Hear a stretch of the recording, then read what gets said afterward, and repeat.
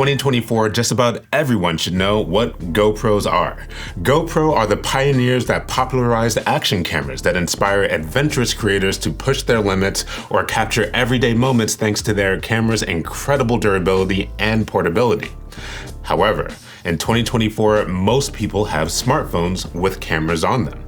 These smartphones are admittedly convenient because they're always on us and have become more durable in recent years. So it begs the question, when is it better to use a GoPro instead of a smartphone? We have the 13th generation of the GoPro Hero action camera with us today, so we're going to put it through its paces to highlight some of the strengths of GoPro cameras. One of the biggest strengths of GoPros are their incredible durability.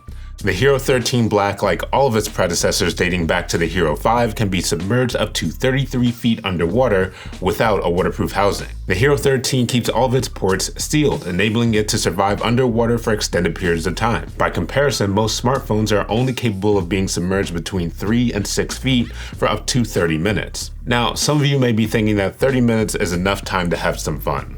But riddle me this, which of these scenarios gives you more anxiety?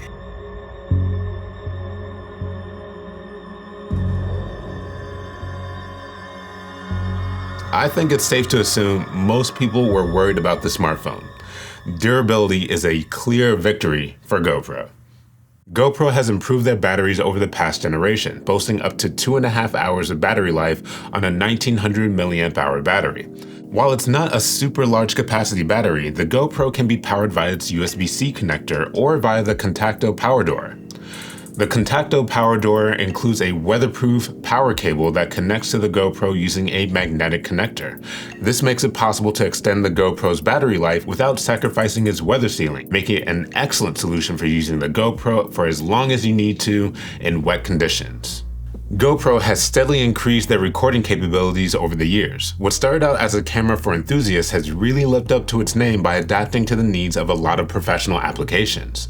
Reality TV was one of the first to adopt GoPros because it allowed TV shows to capture footage in cars and other small locations where it'd be extremely difficult or unsafe to use a full production camera. But we'll circle back to that in a minute. The GoPro can record 10-bit video at up to 5.3K resolution. Amateur content creators will appreciate that it can capture video in various aspect ratios and orientations, including 16:9, 9:16, and 8:7. Sports coaches and athletes can appreciate that it can record as fast as 240 frames per second for extended periods of time and up to 400 frames per second in short bursts, enabling athletes to analyze and improve their form. Now about reality TV adopting GoPros. The most popular reason for this is how easy it is to rig GoPros just about anywhere. On a window, on a wall, on a helmet. If you can think of it, someone has made a mount to rig it there. Smartphones have come a long way in this regard as well. Many of the mounts that exist for GoPros can be adapted to work with smartphones.